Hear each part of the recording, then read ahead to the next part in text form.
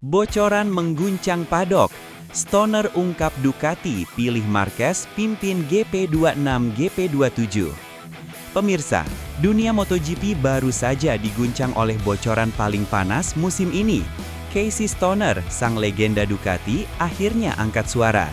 Dalam wawancara eksklusif dengan media Italia, Stoner membocorkan informasi mengejutkan. Ducati telah menunjuk Marc Marquez sebagai pemimpin utama pengembangan motor terbaru mereka, Desmosde GP26 dan GP27.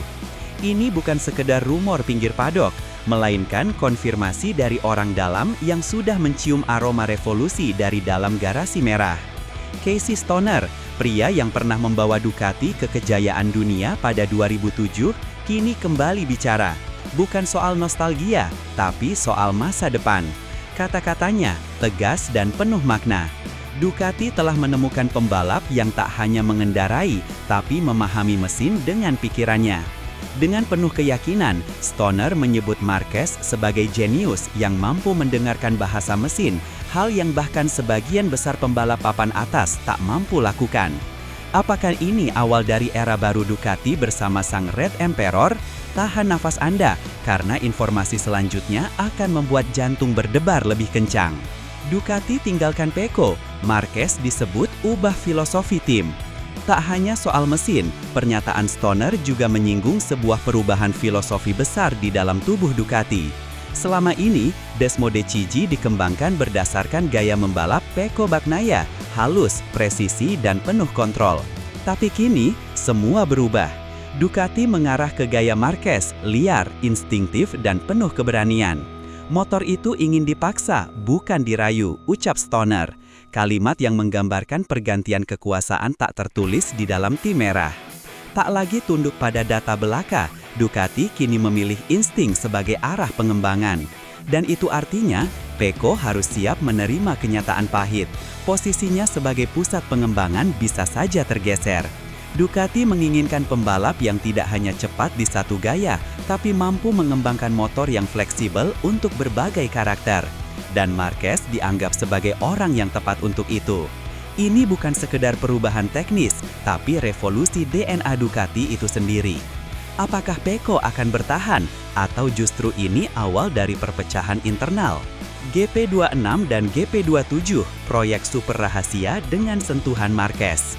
Berdasarkan informasi dari sumber internal Ducati yang dikutip media Italia, pengembangan Desmosde GP26 dan GP27 kini memasuki tahap paling krusial. Dan siapa sosok di balik layar pengembangannya? Ya, Marc Marquez. Ia disebut telah menjajal prototipe awal GP27 secara diam-diam di sirkuit Misano.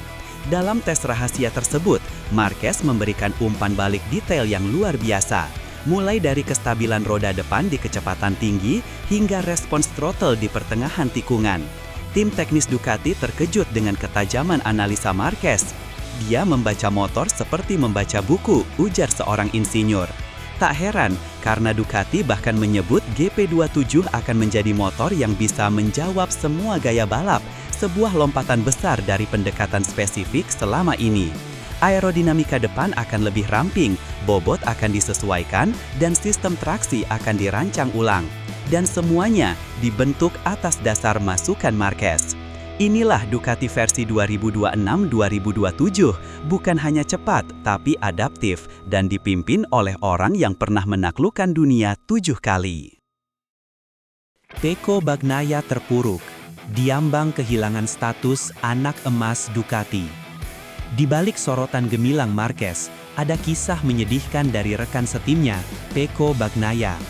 Juara dunia 2 kali itu, kini seperti kehilangan sentuhan magisnya. Sejak awal musim 2025, performa Pecco terus menurun drastis. Ia kesulitan menjinakkan karakter GP25, terutama bagian depan motor yang dianggap terlalu kaku dan tidak sesuai dengan gaya pengereman halus miliknya. Aku tidak bisa merasakan apa-apa saat masuk tikungan, keluhnya. Bahkan, setelah mencoba berbagai setlap, menukar beberapa komponen dengan versi lama GP24, dan memanggil kembali insinyur lamanya, hasilnya tetap mengecewakan. Sementara Marquez nyaris tak tersentuh, Pecco seolah berlari di tempat. Dalam sesi latihan, ia sulit menembus 5 besar. Di balapan utama, podium pun semakin jauh dari jangkauan. Ini bukan hanya soal kecepatan, tapi soal krisis kepercayaan diri. Dan yang lebih menyakitkan, Ducati seolah mulai berbalik arah. Sorot kamera dan strategi tim kini lebih condong ke Marquez. Apakah ini pertanda bahwa anak emas lama sudah mulai tergantikan? Mandalika 2025, ini bukan sekadar balap, ini perang. Mandalika, Indonesia, 2025. Sebuah drama besar pecah di tanah tropis yang biasanya penuh senyum. Sirkuit yang membentang indah di tepi pantai Lombok berubah menjadi arena pertempuran paling brutal musim ini. Di tikungan 7 yang terkenal sempit dan teknis, terjadi insiden keras antara Marc Marquez dan Marco Bezzecchi. Di lap pertama, saat adrenalin sedang memuncak, Bezzecchi melakukan manuver super agresif dari sisi dalam. Terlalu cepat, terlalu nekat. Marquez yang berada di jalur ideal tak punya waktu bereaksi. Benturan pun tak terelakkan. Ducati milik Marquez terpental ke udara, tubuhnya menghantam gravel dengan keras. Penonton histeris, kru Ducati di pit wall membeku. Fabio Quartararo yang tepat di belakang menyaksikan semuanya dengan mata kepala sendiri. Itu bukan racing move, itu kebodohan, ujarnya kepada media. Mandalika 2025 tak lagi jadi panggung balap biasa. Ini berubah menjadi perang saraf, adu mental, dan bentrokan harga diri antara dua generasi pembalap. Saksi mata paling dekat, Quartararo bongkar detik-detik Marquez jatuh. Dalam kekacauan tikungan 7 Mandalika, hanya satu orang yang bisa melihat semuanya dari jarak nyaris fatal, Fabio Quartararo. Pembalap Yamaha itu berada tepat di belakang Marquez dan Bezzecchi. Dan menurut pengakuannya kepada media, apa yang terjadi bukan sekadar racing incident. Aku berada dua motor di belakang, Marco datang terlalu cepat, tidak ada ruang di situ. Marquez sudah di jalur yang benar, tapi dia tetap memaksa masuk, ujar Fabio dengan nada geram. Tayangan ulang kamera onboard membenarkan ucapannya. Aprilia milik Bezzecchi terlihat menyodok sisi belakang Ducati Marquez, membuat H93 kehilangan keseimbangan dan terbang di udara. Quartararo bahkan hampir ikut terlibat. Aku hanya bisa berdoa agar tidak menabraknya saat dia jatuh, tambahnya dengan suara berat. Bukan hanya melihat, Fabio juga merasa trauma, ketegangan, dan emosi bercampur jadi satu. Itu momen paling menyeramkan dalam beberapa tahun terakhir, ungkapnya. Tak butuh waktu lama, pernyataannya langsung viral. Banyak yang menyebut komentar Quartararo sebagai suara kejujuran yang mewakili keresahan para pembalap akan manuver-manuver ceroboh di lap pertama.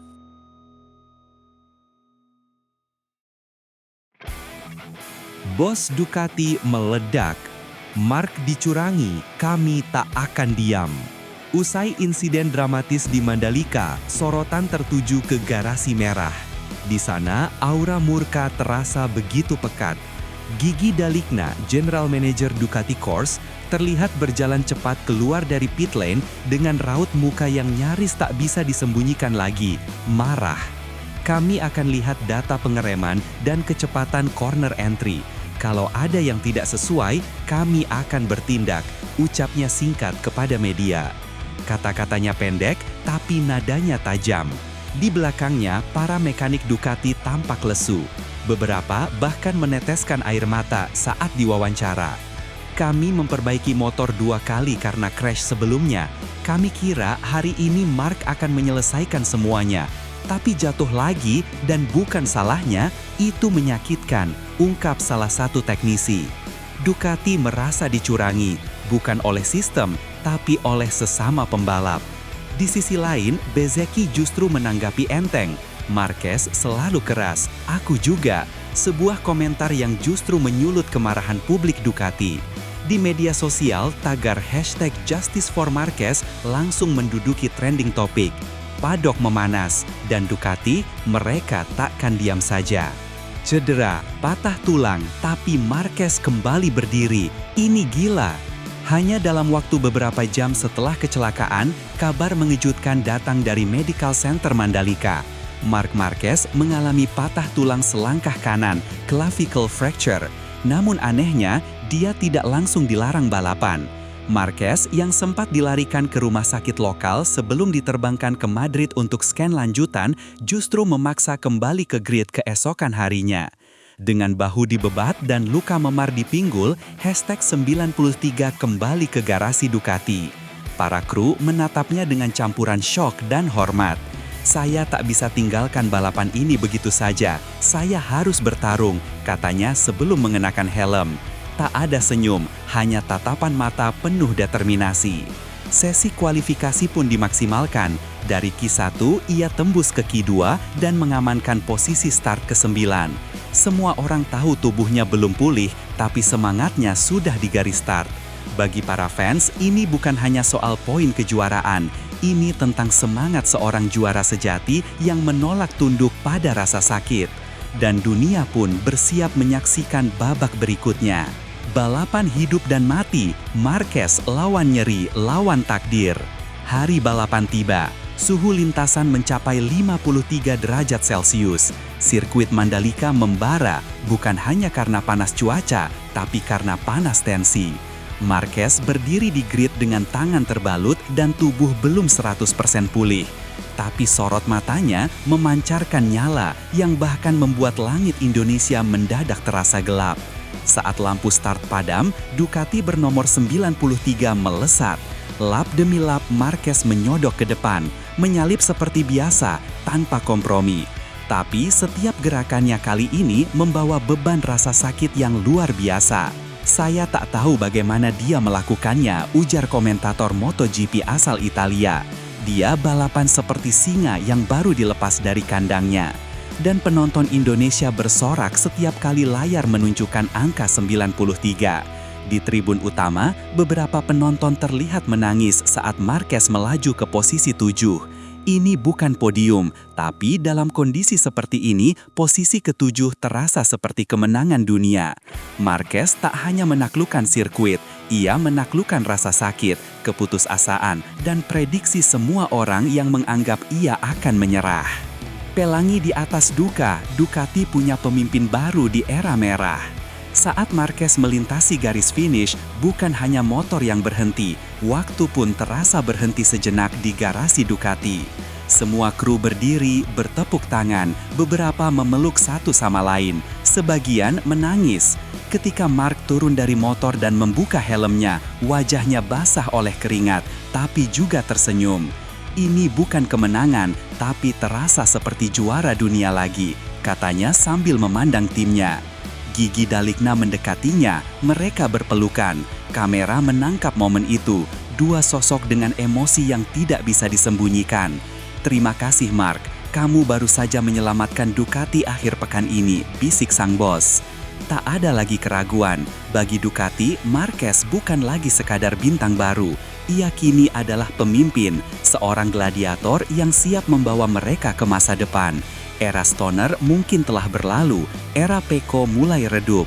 Tapi di bawah langit panas Mandalika, satu nama kini menyala terang, Marquez. Dan proyek GP26 GP27 kini jelas siapa arsitek utamanya. Pemirsa, ingat hari ini baik-baik. Karena inilah hari di mana sejarah Ducati ditulis ulang dengan darah, luka, dan semangat seorang juara sejati.